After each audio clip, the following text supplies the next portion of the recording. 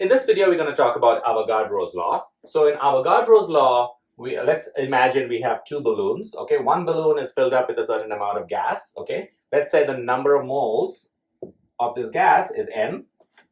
So I'm just going to rewrite that and call it moles is equal to n. And then the volume of the balloon that it's filled up with, let's say the volume is V.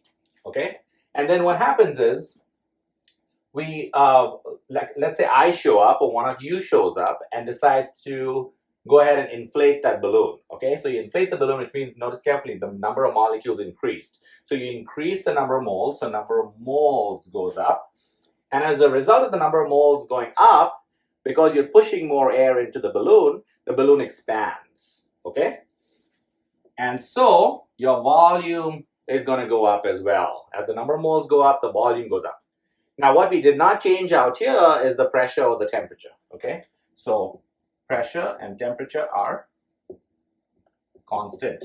So that's what Avogadro's law is. Avogadro's law basically says that as number of moles go up, the volume goes up. Okay, so if you want to represent this in mathematical form, we can write volume is directly proportional to the number of moles. We remove the proportionality sign. We can get volume is equal to a constant times the number of moles, and we bring the number of moles on the left hand side and keep the constant on the right. We get volume over n is equal to a constant.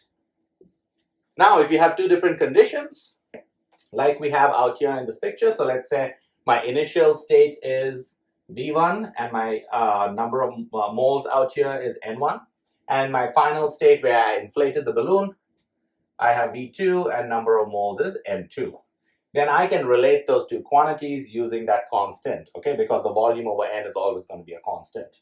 So then that becomes V1 over N1 is equal to V2 over N2, okay? And that's pretty much it for Avogadro's law. So now if you know three of these variables, you can solve for the fourth, okay? I hope that makes sense. That's pretty much it. Thank you.